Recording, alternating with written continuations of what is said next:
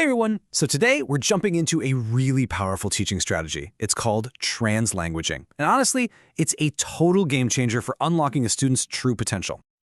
But what does that even mean?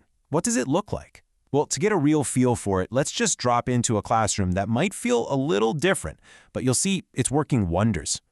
So here we are in Mr. Allen's third period biology class. They're learning all about energy. But what's really interesting here isn't just the topic. It's the sound of the classroom. It's buzzing with all different languages. Okay, check out how Mr. Allen runs this class. He's got students from Mexico, Vietnam, and of course, native English speakers. Now, instead of a strict English-only rule, he actually groups students by their home language to kickstart their brainstorming. He even tells them to use tools like Google Translate. Once they've really dug into the ideas in the language they're most comfortable with, then they all come back together for a big discussion in English. You see, he's not trying to suppress their native languages. He's using them as a tool, a really powerful one. Now, this whole approach, it's not just some random, clever idea Mr. Allen came up with. It's a real strategy, and it has a name, translanguaging.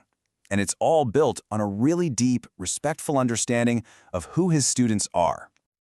First things first, we got to reframe how we think. A lot of people use the term English language learners, but a much more accurate and frankly empowering term is emergent bilinguals. See the difference? It's a small change, but it's huge. It views their multilingualism not as a problem that needs fixing, but as a real strength that's growing. They aren't just learning English, they are on their way to becoming bilingual. And that brings us right to the heart of it all, translanguaging. It's basically the practice of using a student's home language as a kind of foundation, like a scaffold, to help them learn academic subjects in English. Think of it like building a bridge from everything a student already knows to everything they need to know. So, the big question is, why does this actually work so well?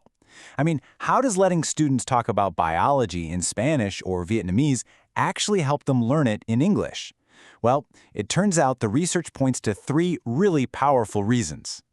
First, it lets emergent bilinguals keep up with their classmates. They can wrap their heads around a complex idea, like photosynthesis, in their home language so they don't get left behind. Second, the process itself actually helps them build their academic English, because their first language gives them the context they need for all that new vocabulary. And third, and this is so important, it validates their entire identity. It sends a message loud and clear. Your language, your culture, it's an asset here. And that is a huge boost for a student's confidence and their willingness to participate. Okay, so that's the why. But what about the how?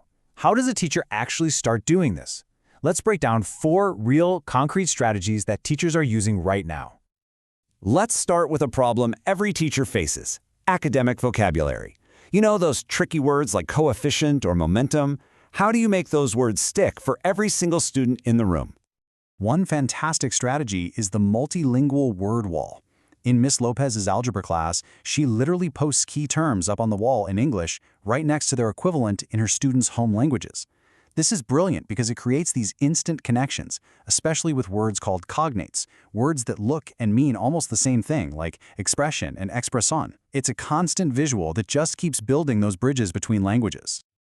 All right, next challenge. How do you get students ready for a complex new topic before you even start teaching the main lesson in English? This is where a method called preview, view, review is perfect. So, before the main lesson, students get a little preview of the topic. Maybe they watch a video or read a short article, but in their home language. That gets their brain warmed up. Then, the teacher gives the lesson in English. But now, since the students already have that foundation, it's way easier to follow along. Finally, they get back in their home language groups to talk about what they learned before sharing with the whole class in English. It's this awesome full circle approach. Okay, let's raise the stakes a bit. How does this apply to really challenging reading and writing? I mean, how can you help students tackle a dense book like I Am Malala or a super technical chemistry project? This is where you use multilingual partners. By pairing up students who speak the same language, you create these little learning powerhouses. They can read a Spanish version of a book together to figure out a tricky chapter, or they can brainstorm the entire outline for a presentation on atoms in Urdu before they even start making the English slideshow. This lets them focus on the big, complex ideas first, without the language getting in the way. But I know what you might be thinking. What if you have a super diverse classroom where hardly any students share the same home language? You can't always make these groups. And that's where independent translanguaging comes in. It's key. So, in a physics class, for instance, each student can use their own home language to research a concept like force or momentum. They can take notes, organize their thoughts, whatever they need to do in the language that they're most comfortable with. Then they use that solid foundation to create the final project, like a scientific poster in English. When you look at all these strategies, you start to realize something. This is about more than just a few new classroom tricks. It's about a fundamental shift in how we think about language itself. We have to stop seeing a student's native language as some kind of obstacle to learning English. We need to see it for what it is, their single greatest asset.